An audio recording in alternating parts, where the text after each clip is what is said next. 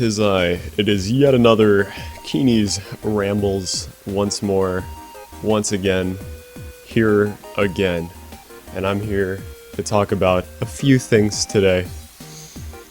It's been about a month since the last one, so I'll talk a little bit today, because I wanted to do another one of these for a while, but I finally had time now, because school just started, so whatever. Okay. Let me start things off here by plugging the new album. You should definitely listen to it. It's experimental Plunderphonics. Plunderphonics, by the way, is sort of a genre of music where you just kind of mangle with sound and you kind of mess around, you kind of see what you can make. It's like a sort of ambient kind of subgenre. It's weird. So be warned before you listen. But you can find it at morshal.bandcamp.com or my music channel. Thank you for listening, because I know you did. So next I'd like to talk about the PS5 and my opinions on it.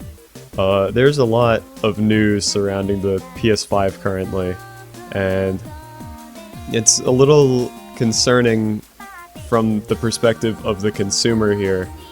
PS5 is going to be $500, which is quite an amount of money, in my opinion, of course.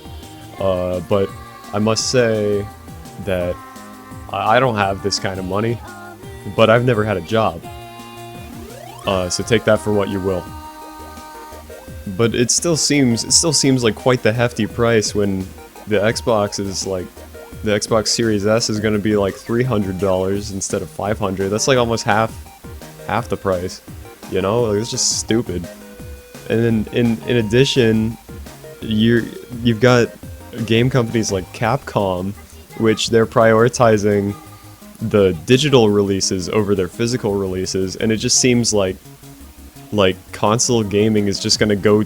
It's just evolving into PC gaming, and I think the main appeal of console to begin with is that it's cheaper. It's a cheaper alternative to PC, and you have a physical means of playing the game. But with digital, there's a lot of other issues that come up, and it's just kind of worrying in my own personal opinion.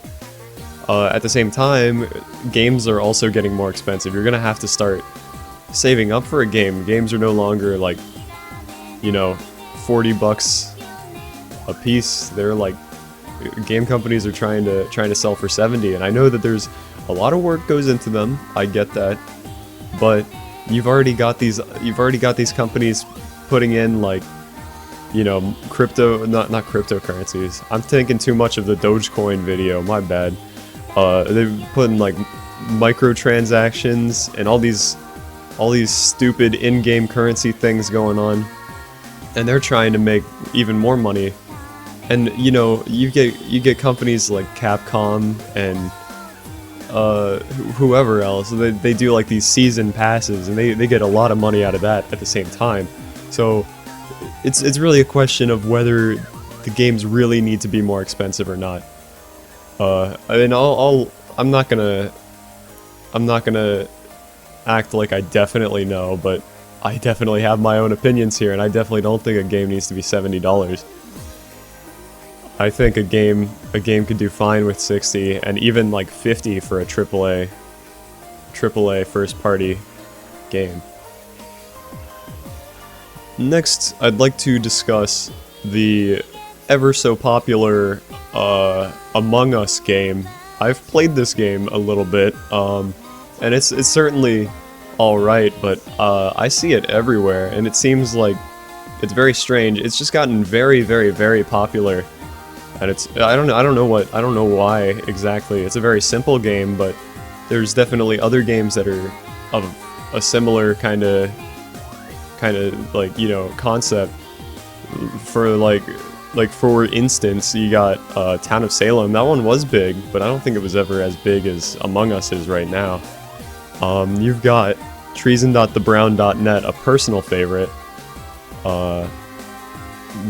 it's kind of a weird one. I'm not going to explain it here, but essentially, you've got all these social deception games that you could play, but everyone seems to like Among Us, and it's probably partly the simple characters, like that's definitely something that people like, but at the same time, I see it everywhere, and it just makes me incredibly tired of seeing it everywhere. And even the game itself, I personally get tired of social deception games after a little bit, unless, like, I feel like Town of Salem is the one exception to that, because I can play a lot of Town of Salem. I mean, I was able to. It might be different now. I haven't played it in a while, but with Town of Salem, I was able to like sit down and play a whole bunch of games right in a row. And I think part of that just comes from the fact that you're playing against mostly strangers, and it's entirely like you can chat for the entire time.